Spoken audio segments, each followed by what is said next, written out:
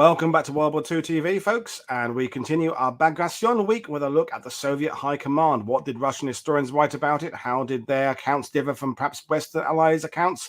H.G.W. returns to World War II TV to share his research, so we're looking at the kind of planning and conception of the operation. So I'll bring him in now. Good evening, Hugh. How are you today?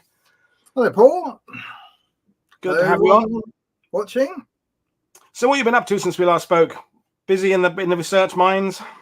Oh yes, yeah. Well, I'm officially on the end of my PhD journey now. They want me to start in January next year, doing my last 6 months when I have to actually write something. Well, good luck with that. Well, we'll bring up your PowerPoint, and folks, you know the score. Fire away with questions, but we'll hand over to Hugh to take us through this. And yeah, I've been really enjoying learning about Bagration. I've appreciated the fact we've kind of sometimes connected it back to Normandy because it's important to kind of look at these things contextually. But I'm going to hand over to you and fire away. Well, as usual, I've got far too many PowerPoint slides, so we're going to go through this quite quickly and hope that we keep something approaching to time. Just a quick background, if you remember me from previous talks, I researched the Red Army logistics during the Soviet-German War. And I'm doing a PhD at University of East Anglia, and I'm also now doing some lecturing at University of Wolverhampton on the MA course Second World War, Conflict, Society and Holocaust. If you want to read my work, it's in the Journal of Slavic Military Studies. If it's behind a paywall, look on my personal website and you'll see a copy of the work there. But some of the stuff, thanks to University of East Anglia, has now been published as open access. So I'm going to look, first of all, at sources.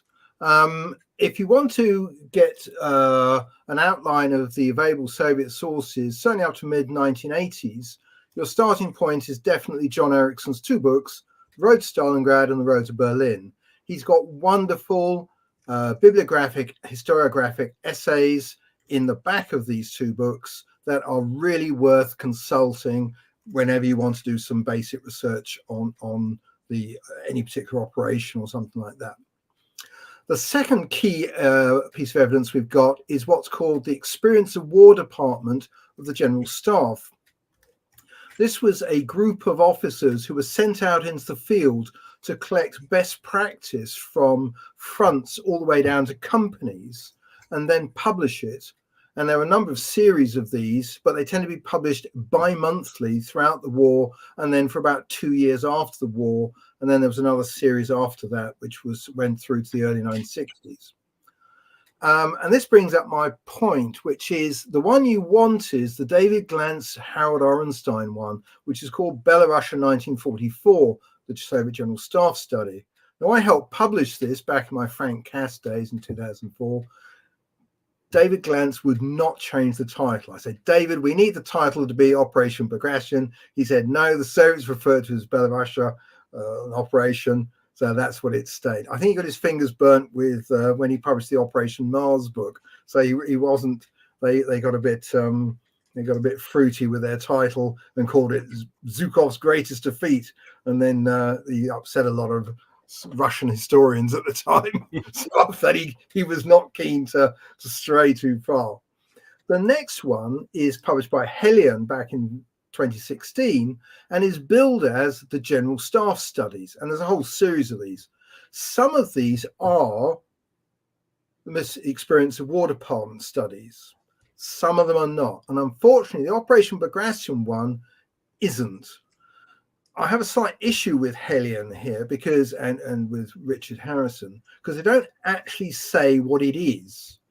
Having read all the introduction, it seems to be a study from the Voroshilov General Staff Academy, and given that it's using references dated as late as 1958, I reckon it dates from the mid-1960s.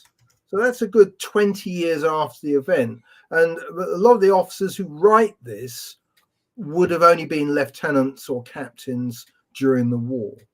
So, you know, be a certain note of caution about that. It's very good, you know, very comprehensive, certain notes of caution. The other one you need to read is the David Glantz one, The Battle for Belarusia. This is the period October to April that precedes Bagration. If you want to know why Bagration is so important to the Soviets, read this. It's very, very good. And then if you want the German side, the Gerd Nepal's book, The Battle for White Russia, now quite early, 1987, but you can get it in second-hand shops a lot, is very good. And then the next thing is we have a bunch of very good biographies. So Vasilevsky, Shemenko, Rokochowski, they're all in English. You can find those in English quite easily. Antipenko is he's the logistics guy for Rokochowski's front. It's available in German, published in East Germany in 1973. It's also only available in Russian. There's no English version of it. A really good book you should try and read is Sheila Fitzpatrick's book on Stalin's team. That's good about the high command, and we'll see later on why it's important. Other than that, I can't find anything in English on the high command other than the basic outline given in David Glantz's Colossus Reborn. So I'm referring to this Russian book, which is called Kremlin Stavka General Staff. It's the only book I can really find that really explains how the high command works. There is the Richard Harrison book recently, the Soviet Army's High Commands. That actually refers to what are called strategic directions and doesn't actually refer to the Soviet Army's High Command. So there is also, Alexander Hill's done an essay last year, Stalin and Stavka, which appears in this Supreme Leadership in Modern War. It's a single chapter. You can get hold of that. And then, of course, we have Georgy Kumenev, who is a long-standing Soviet and then Russian historian, who's got his Stalin's People's Commissar's Talk. And there's also another one which does the military people, which is called Close to the Kremlin. So that gives you the outline of the books available. So we're going to look at the strategic situation, first of all, from Kursk to Bagration. And then we're going to look at the Soviet High Command. And then we're going to look at the planning of Operation Bagration. And then we're going to look at its implementation. I'm not going to give you a blow-by-blow account of the battle. I hope other people like Jonathan Dimbleby, like Prithvi Pattar, will do a much better job than I would ever do. At the end, if we have time, I will try and give you some comparisons with Normandy, which were done by Charles Dick about 10 years ago. Right. So starting off with the Red Army in 1944, June 1944, it has 6 million men. It has 600,000 in the Stavka Reserve, ready to deploy. It has 3.8 million in the military districts. They will be undergoing something like anything from a 4 to 6 month infantry basic training to a tanker who may take up to a year to be trained. That gives you 11.2 million men in total.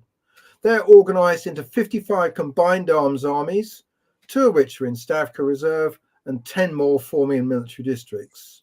So what's that? That's 67 armies in total, made up of 435 rifle divisions with 20 in reserve and 42 in military districts. You then got 5 tank armies with 1 in Stavka Reserve. And you've got 12 air armies with 1 Stavka Reserve.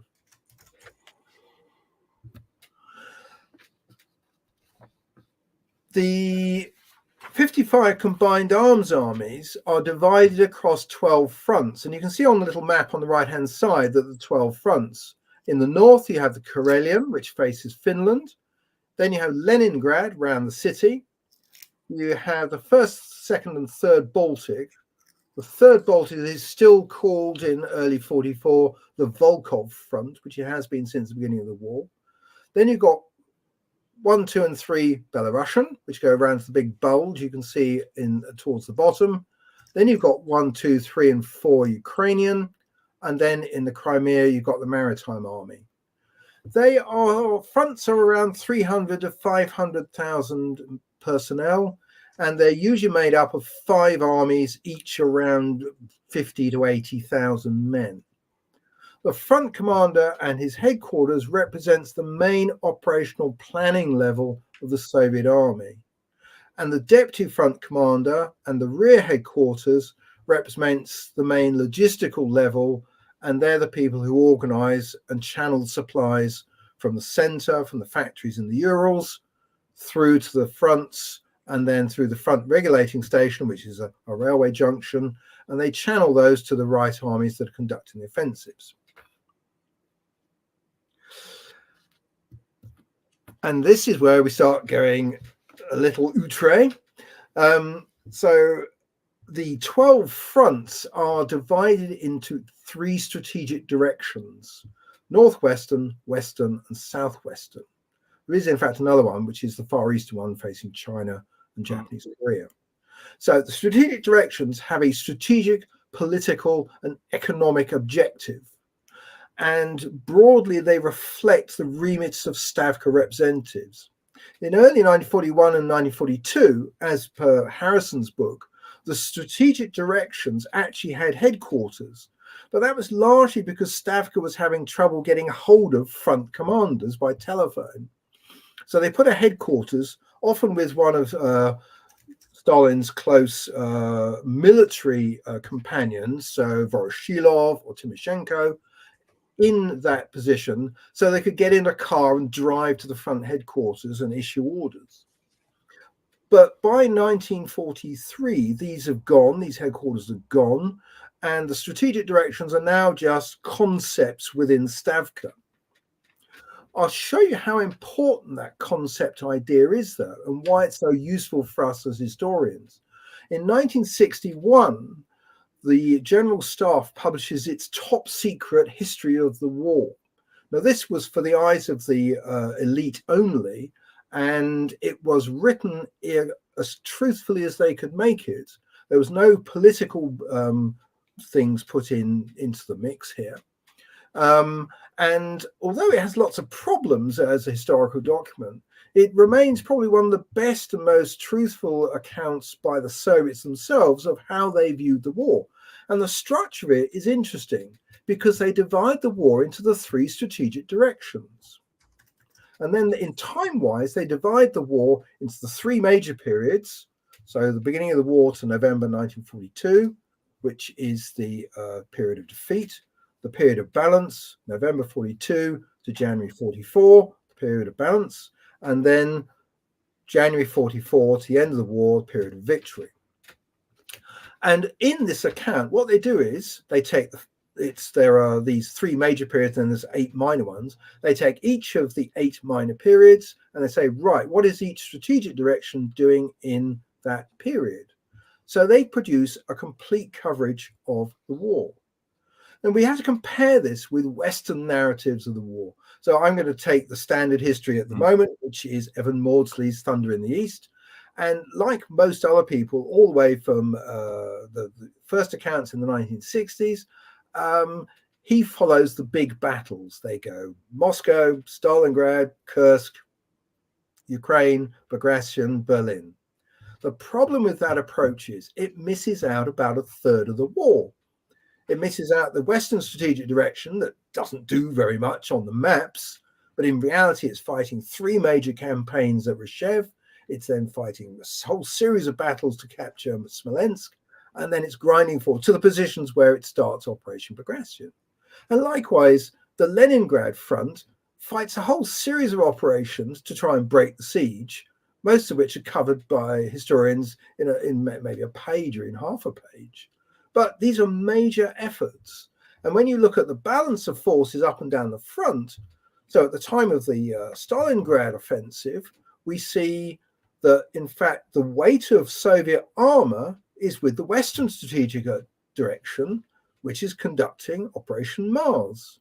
There's also a serious effort being made in the Northwestern strategic direction, which is making the relief of Leningrad its top priority. So although Stalingrad is important, we have to remember that Western accounts are telling us what was successful, whereas this Soviet account is telling us what was planned. Had it all gone to plan, we'd be writing history saying, oh yes, we had the Battle of Stalingrad, the wonderful Battle of Rshev, which we won, and the wonderful relief of Leningrad, and it all went smoothly. In fact, 2 out of those 3 offensives failed, and they've been reduced down the level of importance in history. A quick question for you, Hugh. I mean, we've talked a lot on this channel about kind of the NATO era of the building up of the efficiency of German units and the solo tank ace and the solo Luftwaffe, because it was what we were trying to sell for this alliance we were now part of. Does that also mean at the same time that Western historians were kind of wanting to downplay that the Soviets even had kind of a strategic plan, and that it was better just to, get them across as being a blunt instrument, a big, huge army pushing west without any real thought behind it? Is there some truth in that?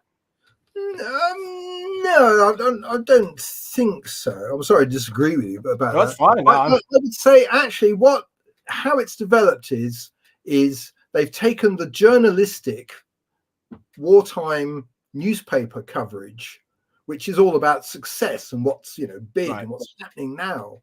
They tend not to report sort of defeats and what hasn't moved and the front's been fighting but nothing's happened, and we don't really report that so much. So very, very early studies like Alexander Worth's book, and remember he was there as a journalist, that's where you get this big battle paradigm appearing. And then that flows on, and it's what they've got available, especially the early historians. They don't necessarily have much that's available from Russia itself. And this suits the Russians down to the ground because they can cover up their mistakes, they can cover up their defeats, they can cover up the big losses, because we can just talk about Stalingrad. And then we'll move on to Kursk, we'll forget all the Reshev bit and, and just sweet, we'll move on now.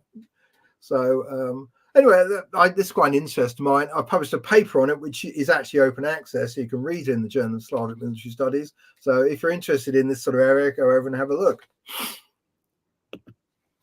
So we're going to cover the situation August 1943 to April 1945.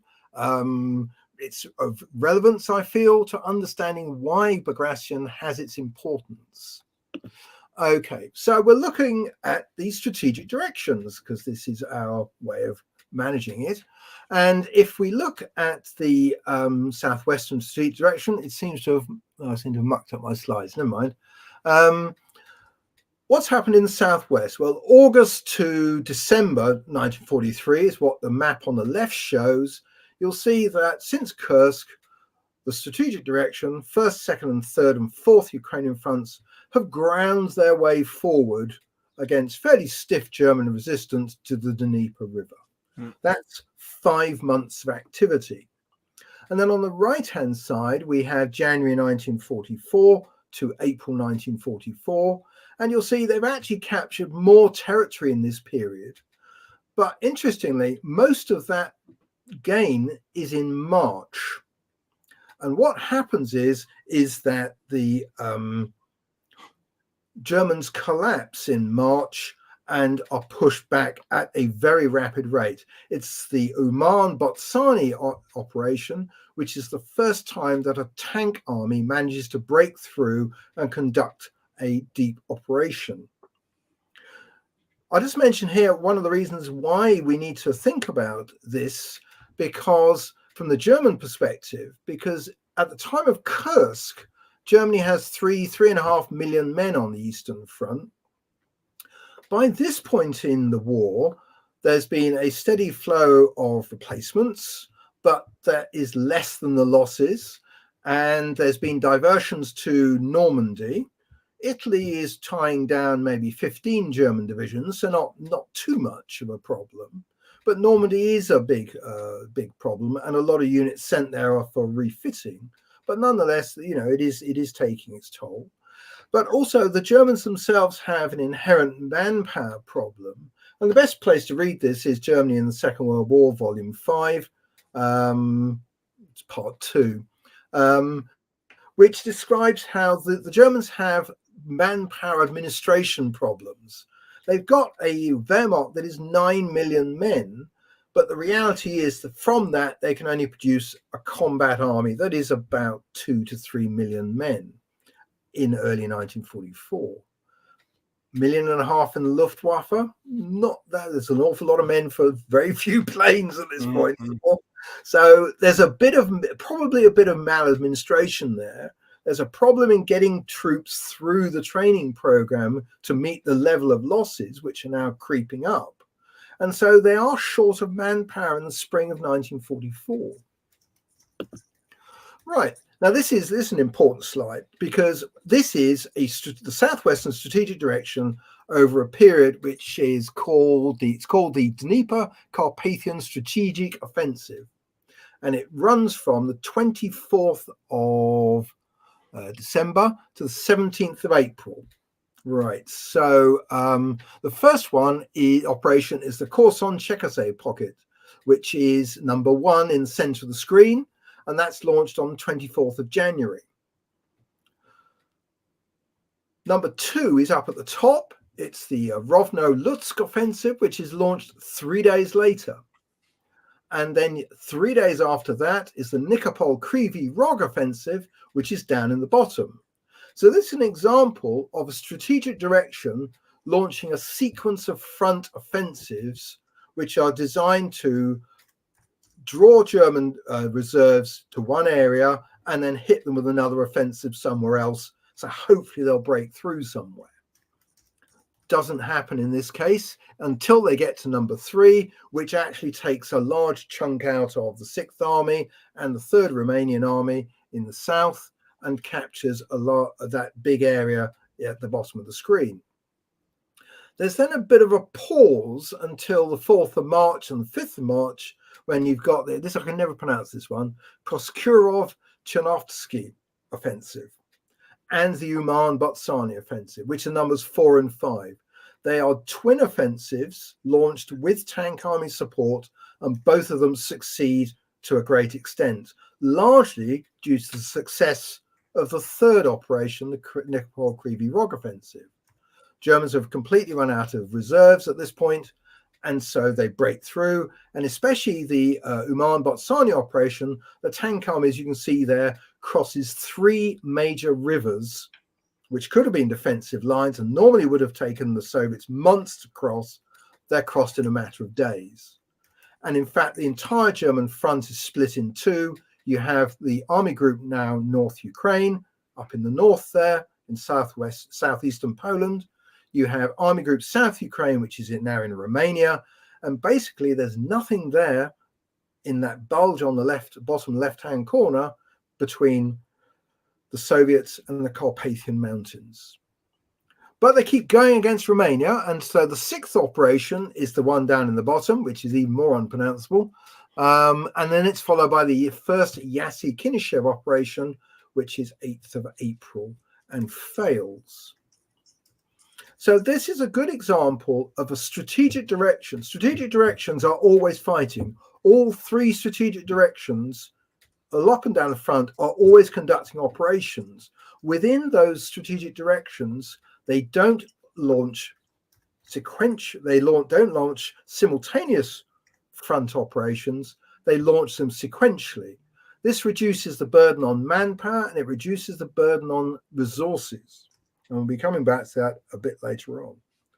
The other thing we need to raise at this point is what is a strategic operation? This Dnepr-Carpathian operation just covers 4 months of operations. They don't really have much in common. It's often called the offensive on the right bank of the Dnieper. Really, only numbers 1, 2, and 3 are linked in terms of time. 4 and 5 are linked in time. And then 6 and number 7 aren't linked with anything either. So really, you could have broken this down into 3 strategic. It's a bit of a catch-all. A much better term that the Soviets use is called bitva, which means battle. So you have the Battle of Kursk, which is much more contained, much tighter.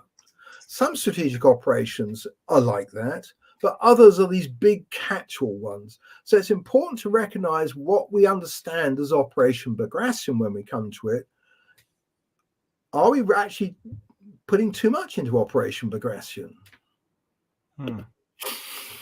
Okay, so moving swiftly on, the Western direction in 1943 to 44, it does quite well after the Battle of Kursk. That's on the left-hand side, August to December 1943. and they, especially in the south, gained quite a bit of territory. That's Rokossovsky's central front. But then on the right-hand side, you can see what happens January to April 1944. They do not move at all. They captured Smolensk in the autumn, and after that, they cannot get past the Smolensk Gap. They're up against the Pantherstellung. It's heavily defended. The Army Group Center is an experienced, well-led force, and they just cannot get through. And to show that, these are the operations that they conduct over the period. Now, on the left-hand side, you have what's called the Smolensk Strategic Offensive, Operation Suvorov, which lasts from August to October. Again, it's a bit of a basket of some of these operations linked together, but others that they're sort of supporting operations, what have you. They're all by and large successful. On the right-hand side, October to 31st of December, you have a whole sequence of operations, notably no strategic operations. Don't want to draw attention to ourselves because none of these get anywhere. They're all failures, basically. You'll notice on the right-hand side, there's the Orsa Offensive 1 in early October, Orsa Offensive 2 a week later, Orsa Offensive 3 a week after that, Orsa Offensive 4 in early November, and Orsa Offensive 5 on the 20th of November. 5 attempts to make it down the main road between Moscow and Minsk at Orsa all fail. This is they don't make no progress whatsoever. You'll also notice there's 4 attempts to take the city of Vitebsk. They all fail as well. This is just a catalogue of failure. It's largely conducted by the Western Front, and the Western Front is under a gentleman called Sokolovsky, who is, we've met him before, he was Zhukov's chief of staff. So by and large, he has Zhukov's support, so he manages to keep his job for a remarkably long time. And then, can we kind of sum up briefly why so many of these failed? I mean, is it? I mean, there's been discussion of sidebar about, as often comes up, that lots of forests, lots of swamps. The advance is going to be coming through areas where there are bridges and rivers and crossing points and road network. So it's that limits the potential to certain areas, and because there aren't that many Germans in broad terms defending these areas, is it kind of the predictability of them? Is it a stubborn defense? Is it varied, a mixed bag? It's a bit of both. It's actually a really interesting subject, and I've done some work on the Orsa, the 5 battle. They're called the road offensives, and basically there's a nice big river to the south of Orsa, which is difficult to cross, and then there's a narrow passageway which is navigable. And then after that, there's some bluffs, and then up there's some really dense woodland. And that is the main area they're trying to get through. The big problem they've got is the German defenses are well established. They are quite deep. And the main artillery position that they can find is on a hill that is some distance behind the front line. And most of the accounts from the German side, in fact, of the offensives, say that the Soviet offensives usually take the HKL and the HKF, but then they usually run out of steam by the time they get towards the back of the HKF because they've outrun their artillery support. And when they reach the B-Stellung, which is what's called the Bertha-Stellung, which is the artillery protective trench. It's the last trench in that defensive line, and behind that are the gun positions. By the time they reach there, they're unsupported by their own artillery, except very long-range weapons, which can only fire intermittently. And then another great question, sorry to interrupt, that it just back to the start, and then recover the HKF and the HKL. This question just came in. I think it's worth addressing now. What differentiates successful and failed offensives? Failed successful tactics, or war of attrition, or timing, or fitting it within a because that's you're going to be talking later on about the Western interpretations of these compared to the Soviet at the time. But how do you even determine what is successful? Because we're doing that thing now, historiography wise. We're 80 years on. We're seeing that sometimes battles and campaigns that didn't seem successful at the time were actually attriting the enemy. And you can say, well, actually, over the course of that period there, look what was happening to enemy forces. So how we might label them as successful then might be different to today. Is that kind of right? Yeah, that makes sense. I can answer that question because the main Soviet thinker about strategy is Svechin, and he wrote a book called Strategy. And Stretchin has had various interpretations over the years, but the modern interpretation of him is that he is both an attritionalist and a maneuverist. So he thinks that sometimes attrition is good and sometimes maneuver is good. So from a Soviet point of view, the fact that these operations are not getting forward is a problem from a maneuverist point of view, but it's not a existential problem because they are attriting the enemy, and in their thinking, that is as good as maneuvering and capturing territory. Ideally, they'd like to do both, but they are aware that they are causing the Germans very serious casualties in each of these offensives. Yeah. Obviously, they're losing their own people at a high rate as well. There is some comment from Stavka that they're not getting forward and seizing, actual objectives. But one of the reasons Sokol obviously keeps his job is the fact that he is tying down large amounts of German forces. He is destroying serious numbers of German troops. So, he can point to that as thing. And within Soviet thinking, that is acceptable. So the answer is yes, these offensives don't capture anything, but they are useful. The problem is, if we go back one slide, there's an awful lot of them, aren't there? I mean, seriously, all of that, you don't get anywhere. And then we go on to January to March, and we got 1, 2, 3, 4, 5, 6, 7, 8, 9, 10, 11, 12 offensives that don't really get much further forward either. And again, you've got another Orsha offensive, 5th to 9th of March, only lasts 4 days because they close it down because it's not successful. Vitebsk operation, again, and then there's 2 more Vitebsk operations, and there's another joint Vitebsk operation. They're battering away at these places and not getting anywhere. But they are causing everybody on the German side, on the Axis side, real problems in terms of manpower, which is which is why that they've now got an army of only 2 million. And then we'll quickly look at the Northwestern strategic direction to keep things sort of in focus. So in the Northwestern strategic, the siege of Leningrad, as Prit told you in another video, is broken in January 1943. And then in January 1944, they finally break through, capture the heights and drive the Germans off the heights. And now they can say that the city is liberated. And then from after that, in the spring of 1944, they make those gains. So as far as Stavka's concerned, they've got those gains in the north, they've got those gains in the south, they've got nothing in the center over the last 3 or 4 months. And this is the Northwestern strategic direction. The yellow one is the Operation Iskra, which is Operation Spark, which is the breakout of the Lenin blockade.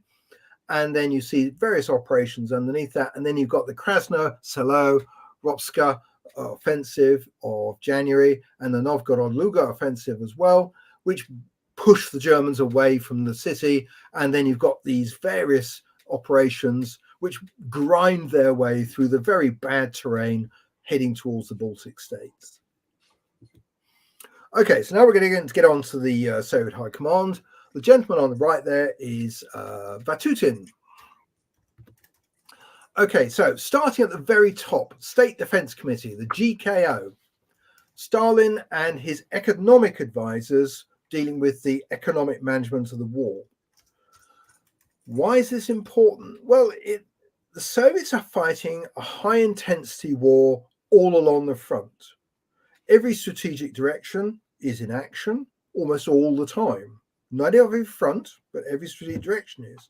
And so resource management, directing the flow of material from the factories to the front line, is important. And so they have to limit what their offensive capability to match what's being produced. And that includes Lend-Lease as well. And this is why. So this is some work by Mark Harrison. This is at the top, we see it in millions. So the millions of shells and bombs, by which he means aerial bombs dropped from aircraft. And you'll see that the USSR produces 663 million shells and bombs during the war, 1941 to 1945. In the same period, the UK produces 750 million shells and bombs. Wow. The thing is, you've got to realize is that obviously they're fighting completely different kinds of war. The bombing campaign, the Battle of the Atlantic are the main British focuses. They've got some land campaigns in, but they're relatively small in Soviet terms, and the Soviet Union is just a land. They're very different, but nonetheless, there is some validity here. You also have to look at the manpower side. 1943, the Soviet armed forces are 11.9 million. At the same time, the UK armed forces are just 4.4 million. So what this means is the Soviet Union is deploying 2.5 times the manpower, but it's fighting the war with 12% less munitions. And I want to put this in some kind of context for you. So I fed this quite recently. One front requires 1.5 million shells for one munitions load. You need 3 munitions loads for an offensive. So say around 5 million shells per offensive. So if we take 1944, the Soviets produce 184 million shells. That equates to 36 offensives for that year. That means each strategic direction can launch one offensive a month for that year. So that points out that, and each offensive lasts about 10 to 15 days. So in reality, they've probably got about half the ammunition they actually need. And if Stavka had more ammunition, it would have launched more offensives until it butted up against some other limiting resource like manpower. But nonetheless, you can see now why the GKO is so important. Literally, on the 15th of the month, the monthly munitions production totals come in, and then that's when they start planning their offensives and they can see what they've got to play with. Right, the next level is Stavka of the Supreme High Command. Stavka is the Russian word for tent. So it was used in the Tsarist period, and it literally means the commander's tent. It's usually shortened to Stavka-VGK, which is Stavka, the Supreme High Command. Its final form was created on the 8th of August 1941, and it comprised Stalin and then all of his military clique, so Timoshenko, etc. And then the other person it includes, who's the main person, is the Chief of the General Staff, who is initially Boris Shaposhnikov, who you can see on the right-hand side, and then Vasilevsky, and then finally Antonov. And it also includes usually General Zhukov, who's Deputy Supreme Commander from August 1942. It's important to realize how this works. The GKO and Stavka do not meet in a kind of British formal board meeting, committee meeting with a secretary and note-taking or anything like that happening. This is an informal meeting, happens at any time of the day in Stalin's office, or when they're under air attack from the Germans, there's a small house in 37 Kirov Street, which is about 500 meters away, or there's the bunker in the Kirovskaya metro station. They've got a platform all to themselves. They closed off the station, boarded off the platform, and they've got a little signals office and then a couple of offices for Stalin and his other people there as well. But basically, these people, and whoever's in town on that day or happens to be in Stalin's office from the GKO or Stavka, get drawn into these discussions. But they never all assemble all at once. There's no quorum, and this is really about Stalin being able to control the war. There's only 2 people who are there on every occasion: Stalin and the chief of staff. Everybody else dips in and dips out. So that's important to note. And I think that at this point we can mention Sheila Fitzpatrick's theory about Stalin. So we've had Sebag Montefiore, of course, the Red Tsar, the idea of Stalin as the dictator.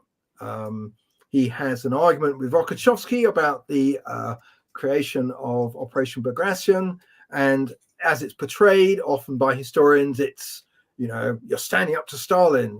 How dare you stand up to Stalin? Don't you want to reconsider? And then Stalin ends with, well, this better go right, or it's curtains for you. It's that kind of thing. We don't have that idea with Sheila Fitzpatrick. What she says is Stalin is he's not a dictator. He's a leader of a faction. He has his group of Stalinists around him. These have been honed through the 20s and 30s, the people who are personally loyal to him. There are some and they are people who, by and large, embrace his ideas. Where they haven't embraced the ideas back in the 30s, the right deviationists and the left deviationists, they were pushed out. Often they were sidelined. Often they were executed. So the people we've got left are the people who know Stalin extraordinarily well. They've been with him since the Civil War. They all think alike. They've all got the same program. They're not ideologically motivated. They see Stalin, as Stalin does himself, as the inheritor of Lenin's legacy. And the way Stalin runs this is he brings people into the team, as you can see in the previous slide, I think. We had, so we have Kaganovich joins the GKO from February 42. Voznesensky joins in February 42. Mikoyan comes in for food production. Bulganin comes in as well from Gospank in 44. So people come and go to this team from time to time.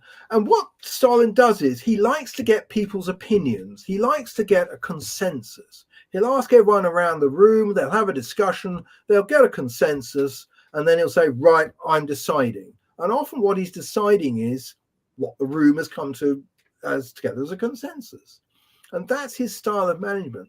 And that's why on the execution orders, on the Stavka directives, on the GKO directives, it isn't just Stalin signing. You always have somebody else. If it's a Stavka directive, it'd be Stalin and Antonov, the chief of staff. On GKO directives, it may not even be Stalin, it may be Molotov and somebody else.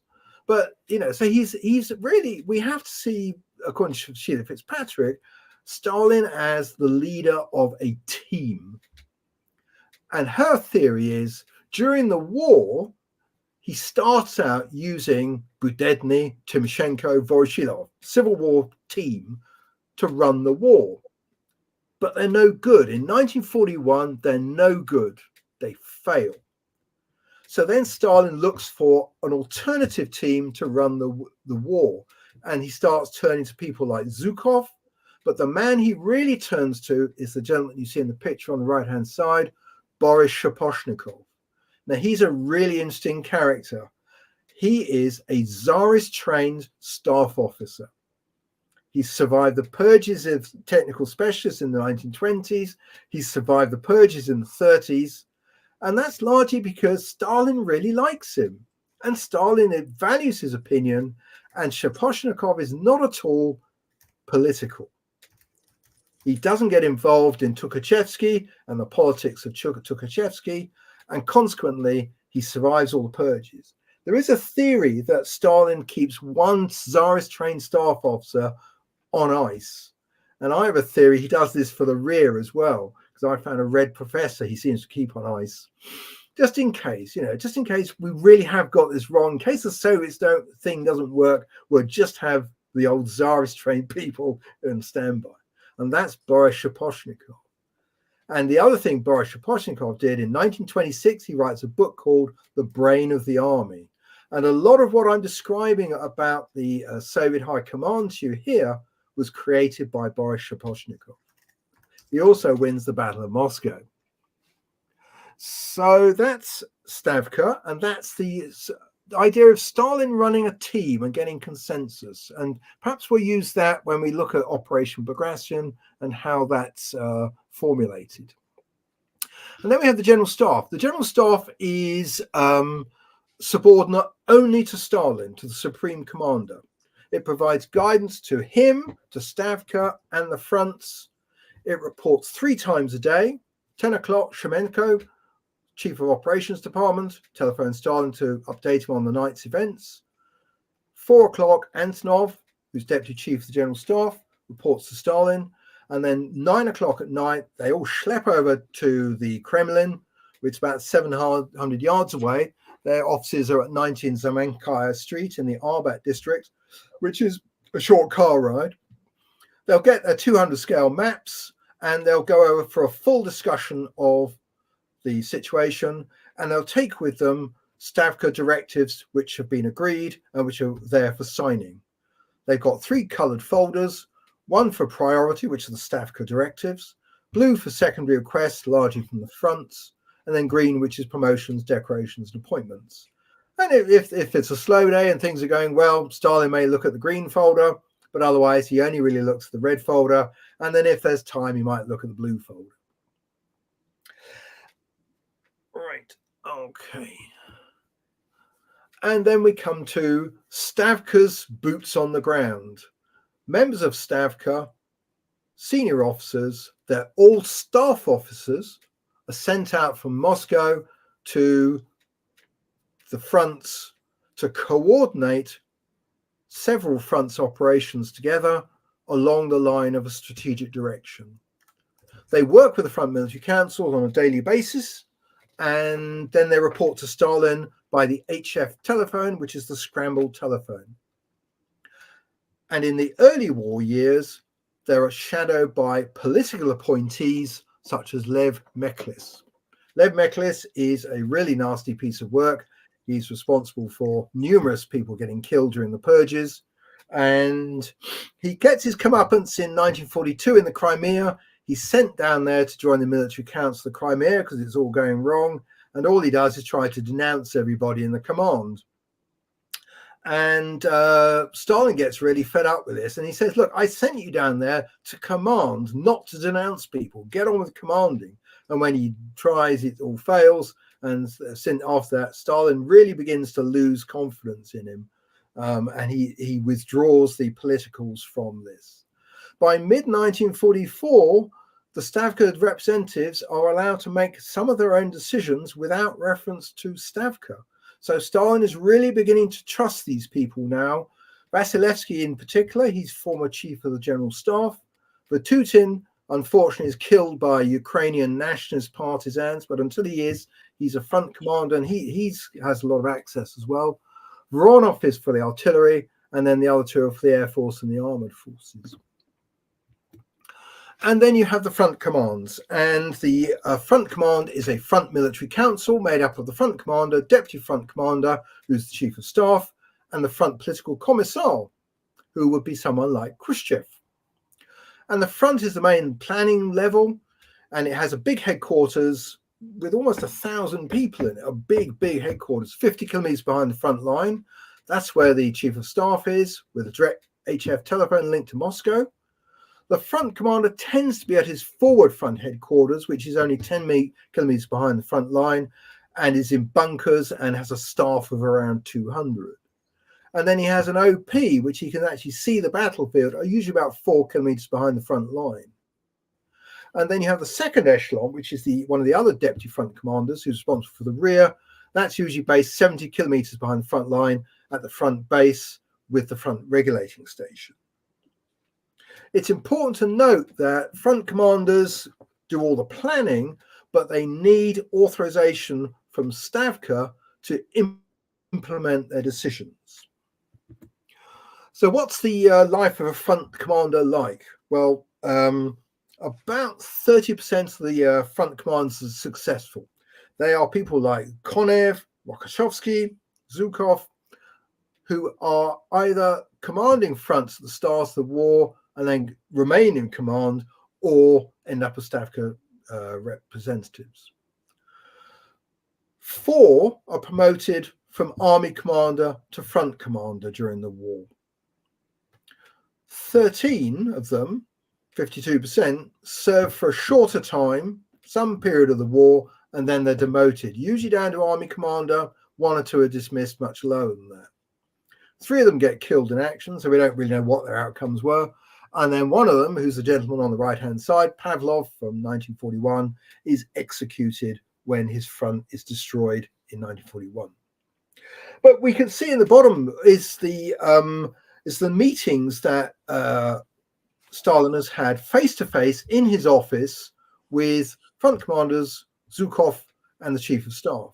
And you'll see that over the period, they go up. 1941 has 61 meetings with front commanders. That's a lot. Zhukov's in and out the office because he's a front commander, a Stavka representative, then he's back to front commander, and then he's back to Stavka representative, then he's back to front commander. He's all over the place. But nonetheless, you see, he's consulted a lot more in 1942 than he is in 1941. And it's still pretty high in 43, although he's a front commander for much of that time. And the real one is on the right-hand side, chief of staff.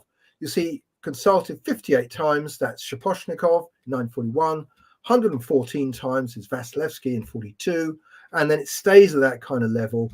Twice a week, at least twice a week, he's having a personal meeting with the chief of staff, in addition to the daily briefings he's getting. Is a really important. This is Stalin building his military team from 1942 onwards. He's really starting to trust these people. Okay, and then we're quickly going to run through. What are we on? 52 minutes. Okay, command cycle. We're a bit behind. It's all good stuff. We're loving it. Don't worry. Yeah, okay, so how does it work? Right. So the start of an operation is a discussion at Stavka to hammer out the means and objectives. How much ammunition we got, how much food, how much fuel, what can we do, what's the situation? This results in a Stavka directive, which will be sent to the front commander and the deputy front commander of the rear. And they have between 5 and 10 days in which to prepare a plan for an operation. They get guidance from the general staff, and the Stavka representative will no doubt pop in to make sure that their plan dovetails with the plans on either side of them. They present the plan to Stavka, and then Stavka approves it. They get a start date for the operation. They usually get 10 days in which they've got to build up the army with, usually there's 5 armies in a front. 3 of them are taking part in the operation, and they'll be sent replacement soldiers to fill up the units. Rifle divisions might be on only 2,000 or 3,000 men. They'll go up to 7,000 or 9,000 men. Replacement weapons, and all the supplies for the operation. Also, Stavka in 44 is now using the Stavka reserve units. It's actually sending entire armies to join offensive. It's also sending breakthrough artillery units, and it's sending tank armies and other tank armored units to bulk out the offensives. And this is really important, because the one thing the Soviets don't do is move troops up and down the line. In the German accounts, the 5th Panzer, it's in the south, then it's in the north, then it's on a train to somewhere, and then it's, disembarking from a train and being attacked whilst it's disembarking. This is the life of a Panzer division on the Eastern Front. And in the Soviet, they just do not do that. They do not move units across the front. There's a classic case which is during Stalingrad. After Stalingrad, Stalin wants the 7th and 8th Guards armies to be moved from the Stalingrad area up to Kursk. Krylev, who's the Narcom for the railways, says, no, you can't do this. It won't work. We don't have the rail capacity to do this. Stalin's insistent. So Beria puts his hand up and says, the NKV will do it. Well, the NKV has a go. By the time they're finished, the railways are completely gridlocked.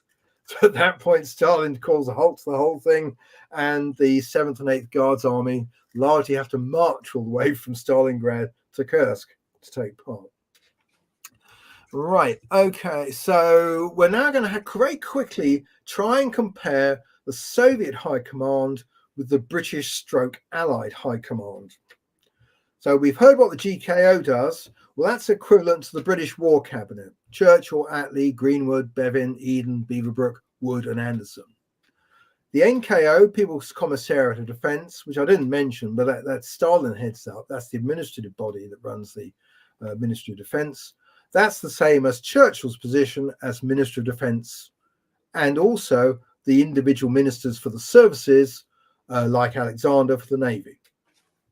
Then you have something the Soviets don't have, which is a Chief of Staff Committee. And then you also have the Imperial General Staff and the Naval Staff and the Air Staff. They don't really have that either. The next level you've got really is the Stavka of the Supreme High Command. And I think that's broadly comparable to the Combined Chiefs of Staff, which is the Allied Inter 1, which is King Marshal Arnold, Brooke, Cunningham, Portal. And the two real key people in that are Leahy and Dill, Roosevelt and Churchill's personal representatives. They're very important. And so that has a feel of Stavka as being that personal representation from the leaders joining the military. There is nothing like the Stavka representatives in the Allied system. And the General Staff on the Soviet side is really an advisory body. It's not the equivalent to the Imperial General Staff and all the other staffs or the Chiefs of Staffs Committee. And then you've got SHAEF, which is Supreme Allied Headquarters Allied Expeditionary Force, with Eisenhower and all his people. And SHAEF, I don't know if you ever looked at SHAEF as a headquarters. It is enormous. Yeah. Because it's, and as you know, Paul, it covers everything. It's got the military function, but it also conducts negotiations with the French and all the other allied people as well. And it has a governmental role, and it has a military government role, so that when they land in France, SHAEF takes command of the French population. There's nothing like that on the Soviet side. This is a purely military structure. Anything to do with that, that's NKVD and Beria, and they will do the managing the population. There's a whole other area to do that. But this is lumped in. Of course, Eisenhower has his field headquarters, which is relatively straightforward military. But again, he's issuing directives to the Allied commanders. And then you have the army groups, and they're very, very influential. Montgomery and Bradley pretty much plow their own furrow, and then Eisenhower says, perhaps we can do this, and they say no. And so it's, and then the army commanders, well, they're quite strong-willed as well. None of them, they're equivalent essentially to the front commanders in the Soviet system, and they have a latitude that you simply don't get in the Soviet system. A front commander will come up with a plan, but it's always signed off by Stavka. Armies in the Allied system can do a lot more, and army groups can do a lot more, and some of them will not pay a lot of attention to what Eisenhower's saying. And that's why you end up with these big arguments about broad front, narrow front. Yeah, doesn't happen in the Soviet system. It's been decided at Stavka. It's a done deal. This is how we're doing it.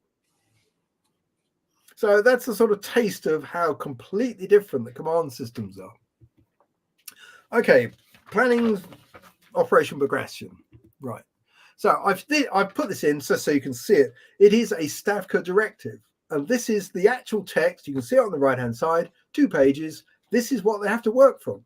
And as you can see, it's very, very, there's nothing much there at all, really. It's a very short document. It defines the scope of the operation, what you've got to use, and that's it. And it defines the objectives. So, within that, you've got to prepare a plan. So there's a lot of scope for the front commanders to show their initiative there, but obviously it then has to get approved by Stavka. So Operation Bagration, the timetable. Early April, it's the mud season, especially in southern Russia, and Stalin discusses the forthcoming summer-autumn campaigns with the front commanders and General Zhukov, who's currently front commander of the First Ukrainian Front. That's 12 people. He then also discusses it all with the Stavka people, that's another 6 people, and the GKO people, that's another 6 people. So he's got an opinion from about 30 people in total. And they all pretty much agree, and the General Staff agrees, we ought to be going over onto the defensive during the mud season. And really, we've had quite a good run, and we need to stop a bit and regroup and build up supplies. And so on the 17th of April, all the fronts are ordered to go over to defensive to give time to repair the railways, build up stock of supplies for a big summer campaign. And so they start planning from this point for Operation Bagration. They go through all these discussions, and by about mid-April, the General Staff is ready to plan for a sequential offensives by strategic directions, using simultaneous offensives by fronts. Now, that's completely the opposite of what they were doing in 1943. In 1943, as I showed you on the earlier map, you had a strategic direction, and all the strategic directions were all operating at once. And then within that strategic operation, the offensives were sequenced 1, 2, 3. For this summer campaign, they've turned it on its head. They will now start with an offensive in the Northwestern strategic operation to knock Finland out of the war. And then they're going to follow it up with an operation to drive into the Baltic. Within those operations, all of the fronts will attack at once in one huge blow. And then they'll move on to the Western strategic direction, 22nd of June. They will launch all of the fronts all at once at the Germans. They'd have scheduled all of those one after the other. This time, 22nd of June, it's all coming at the Germans all at once. And then they're going to do, in July, the Lwów-Sandomir and the Jassy-Kinishev operation. Lwów-Sandomir to hit into southeast Poland, Jassy-Kinishev to knock Romania out of the war. And a quick question for you, Hugh. A different way of doing things.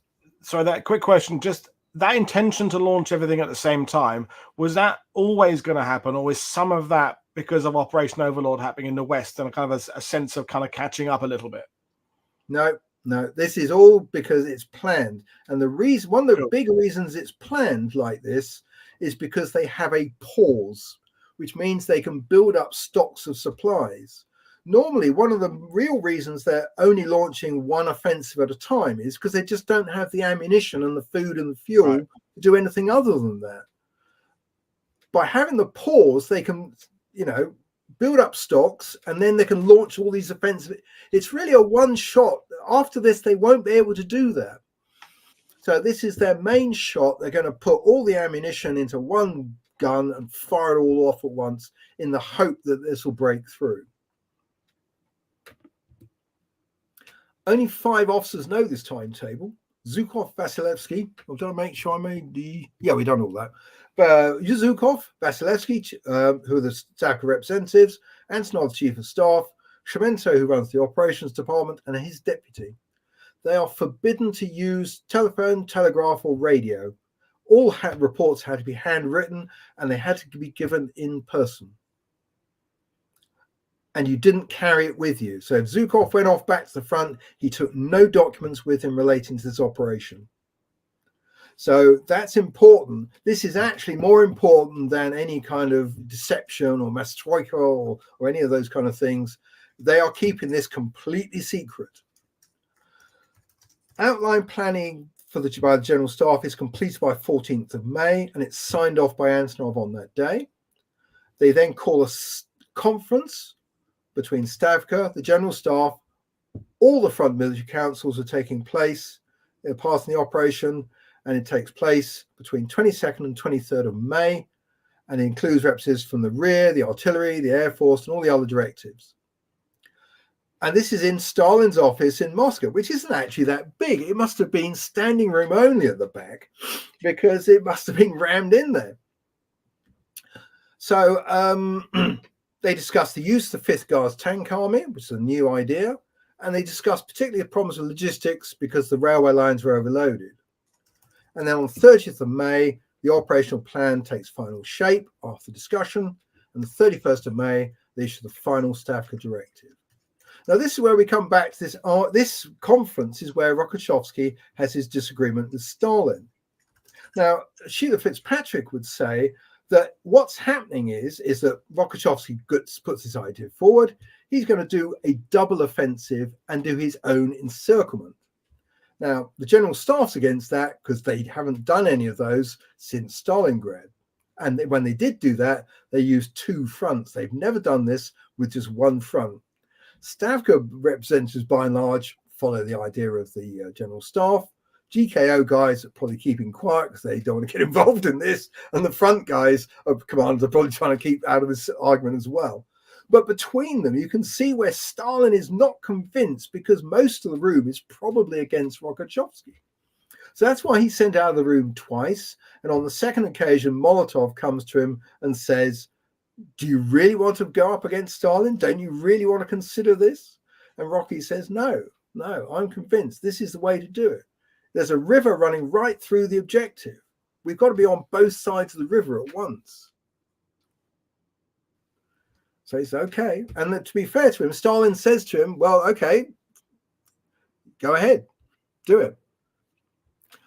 And this is the plan they come up with. So we see in the north, those two the lines I've drawn on there, that's the Vitebsk-Orsha offensive, launched on the 23rd of June. And then you've got on the other two red lines lower down where it says number 2, that's the Mogilev offensive, also launched on the 23rd of June. And then number 3 down the bottom where the green lines are, that's Rokossovsky's double offensive, the Bobriusk offensive. And that is the initial, those arrows point to the initial objective of the offensive. That is where they're planning to get to. You've got to get to there or else it won't be counted as a success. And all of those offensives, which are massive offensives, are all launched essentially on the same day. The variations in date are about the fact that some of them launch these, because the Germans have a habit of ducking away from the artillery bombardment, they've now gone to the point where they send a recon battalion in to try and pin the Germans under the artillery bombardment. So there's slight changes in dates. And that's really the first phase as it was described by the General Staff history in the Shaposhnikov Materialos, number 18. And that's what they saw as their main objectives, the near objective. And then the second part of the operation is the light blue lines. There's a little one at number 4, which is the Poltavsk offensive, which is widening the Vitebsk one and keeping its any counterattacks away from it. And then the two blue lines are the Minsk offensive, launched by 2nd and 3rd Belarusian fronts, which are designed to encircle the Germans in front of Minsk. And then we have this rather curious operation, which is in fact is unnamed plan, which is about this big force on the bottom of the screen, which is the left wing of the 1st Belarusian front. And that's supposed to launch an attack northwards from the Kovel area behind Minsk, designed to cut the Germans off as they retreat.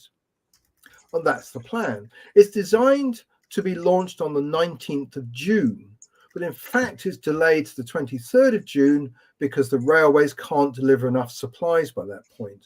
So they delay it a few days. Okay, so what actually happens? And you'll notice in the bottom right-hand corner, I've put what is currently called Operation Bagration, 23rd of June to 28th of August.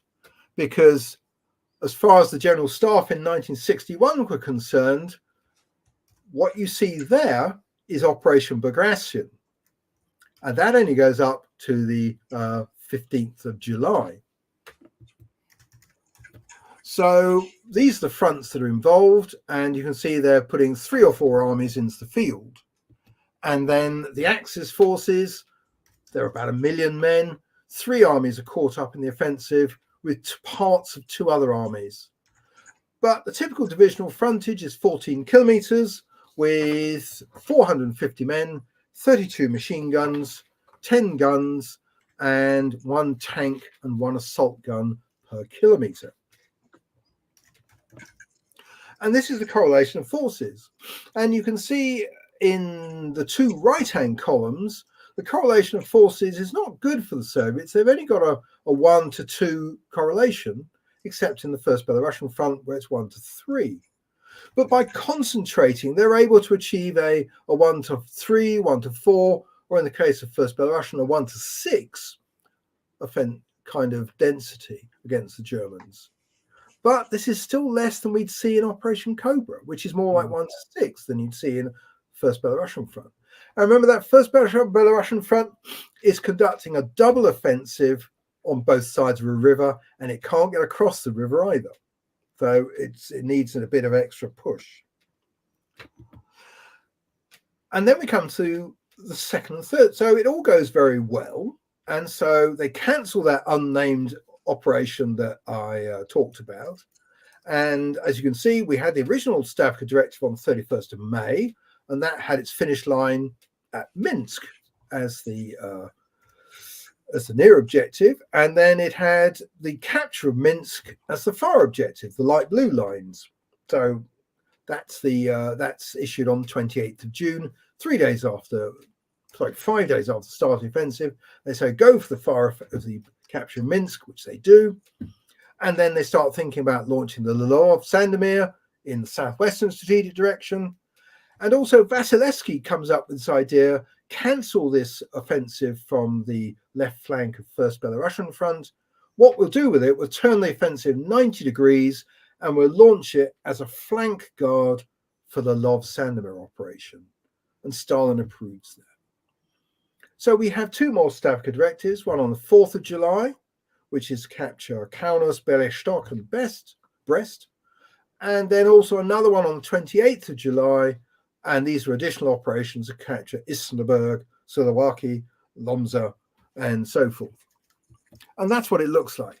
So the green bit is what the General Staff considered to be Operation Bagration. That's over by 5th or even 15th of July. And then the pale red lines, you can see you've got Suwałki offensive up in the north, 5th to 31st of July. You've got the Vilnius offensive, 5th to 20th of July. And then you've got the Bialystok offensive, 25th to 27th of July. They're the if you like, the third stage offensives being launched into the pursuit of the Germans. These are offensives in name only. Really, Stavka approves them the day after the plan is put forward, and there's no need to restock them with supplies because they can't get the supplies forward anyway. And then we have another load of the 28th of July Stavka directive, and those are the two light blue lines. So they're the ones towards Insterburg, and it's countered by a German counterattack. And the Bialystok offensive is countered by a German counterattack. And the Osovets offensive, the other light blue line, that's countered by a German counterattack. And in fact, its objective, which is Lomza, isn't taken until mid-September. And the Brest, the offensive hasn't gone very well either. It's come down from First Belarusian Front and also up from the Lublin-Brest offensive, and that's run into a counterattack as well. And the Brest-Lublin offensive is this very small offensive that links the Lvov-Sandomir to the south and Operation Bagration's pursuit to the north, and provides some sort of flank cover to the Lvov-Sandomir. That's launched across, and the 8th Guards Army forms the Magneshev bridgehead, the 47th Army forms the Pauli bridgehead, and the 70th Army goes off and tries to take Brest. And the 2nd Tank Army drives up to Warsaw, and they're the people who are seen by the Polish Home Army, and that's what causes the Polish First Army on the 1st of August to launch the Warsaw Uprising, which goes so just disastrously long for them. Because the following day, that tank army is destroyed. It's hit by 5 panzer divisions.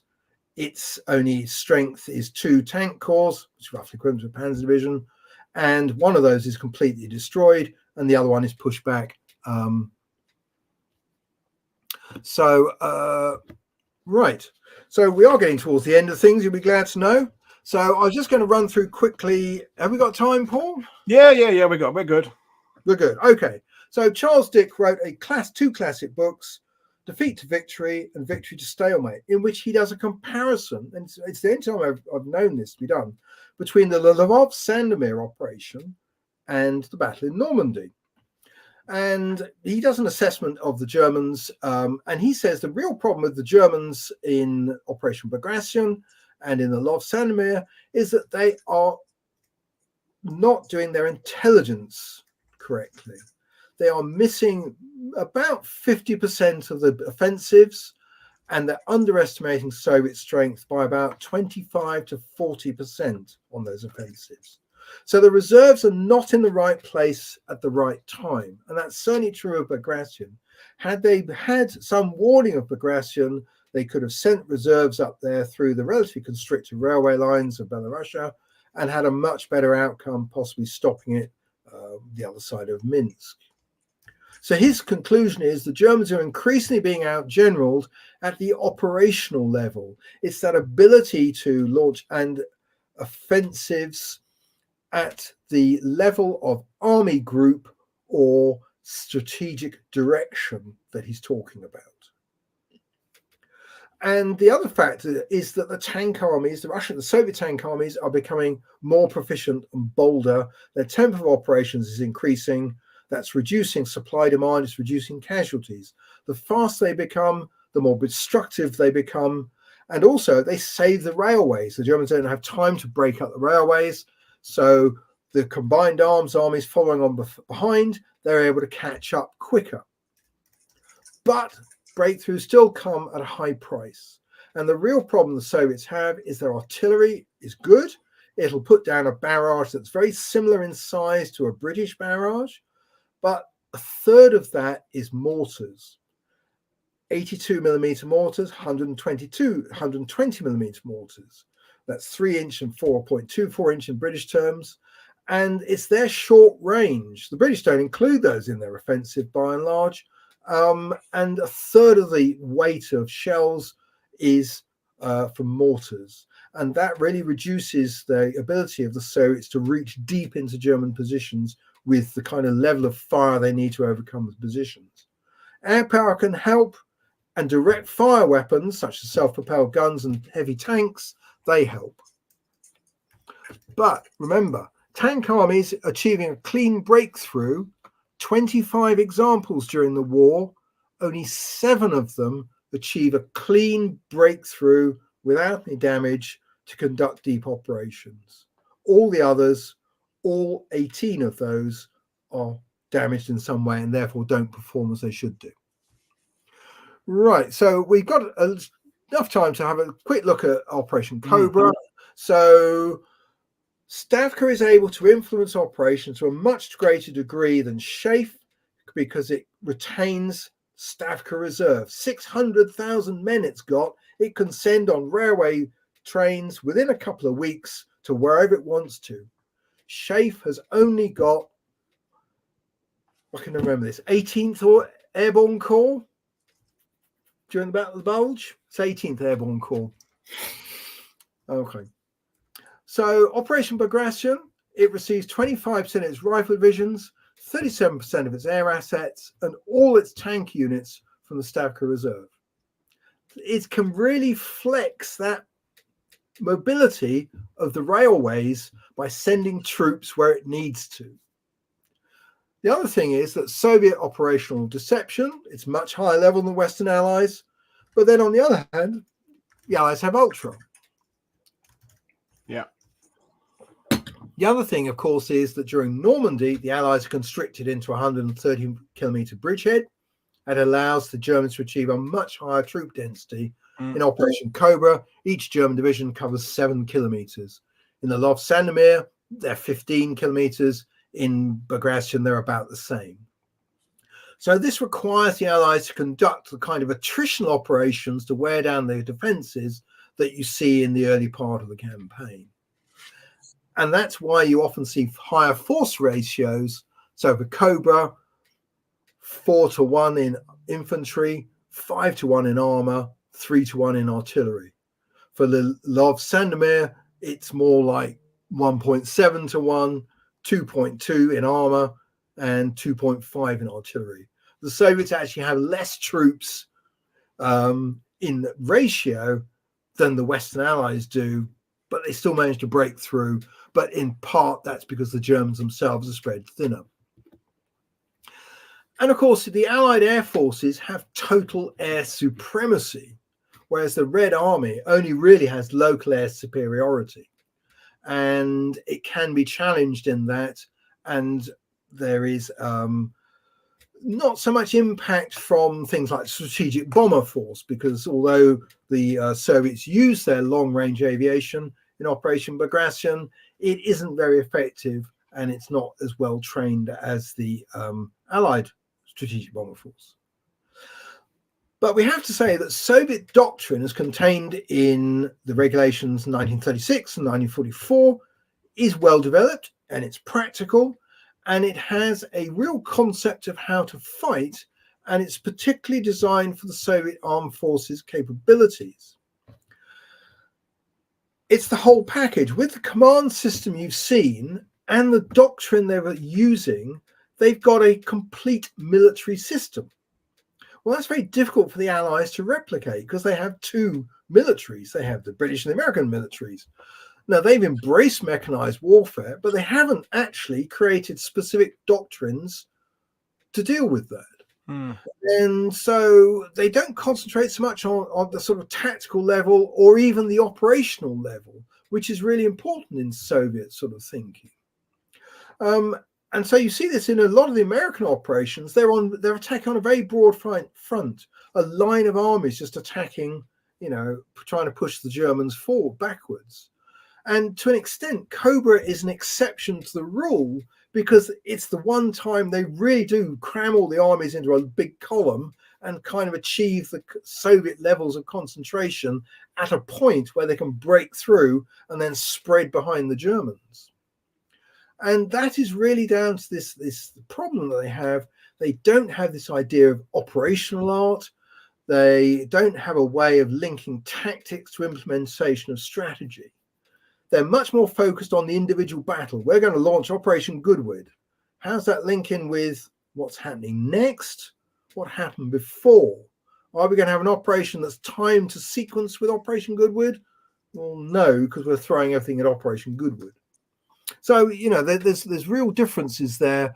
And a lot of what the Soviets achieve with their quite sort of low-tech army is down to this operational level where they're sequencing these offensives. The Germans don't know whether they're coming or going because they're getting hit there, they're getting hit over there, or they're being hit somewhere else, and the reserves all gone to the wrong place.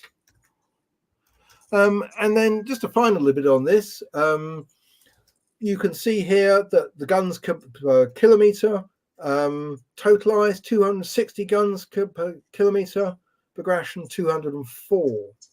Tanks per kilometre, again, Bagration, only 45 tanks per kilometre, whereas Blue Coat, 167 tanks, totalised 125. So, big changes, big differences. And so Blue Coat, totalised, state-of-the-art British operations, both achieve surprise before their breakthrough. Both concentrate force on a narrow frontage, but like the Soviets, they use heavy bombardments, a rolling barrage to neutralise the defenders. However, the British, I've been joined by a cat. However, the British organise their army and corps level attacks. They're not organising army group at the army group level, so any effect they have is limited. Even if they get a success, it's not be able to be exploited. And then you can argue about how they're slow and risk averse and things like that. Right. So that's the talk over with. Any last questions at all? Well, firstly, thank you very much. Absolutely outstanding. It's like each time you come back, you not that you were bad the first time, but you crank it up another gear each time. But we can't do too many questions. I've got to go and guest on someone else's show in half an hour. I've got dinner first, but a couple of questions. So Peter asked earlier on, had the Red Army sorted out their early communication problems that hampered them earlier in the war? So when they're doing something of this, are they better able to coordinate what they're doing from front to front and core to core? Yeah, I mean, a lot of Soviet command is telephone based. Right. The level of radios in a rifle division doesn't change from the beginning of the war to the end of the war, really. A lot of what they're doing is a planned sequenced offensive.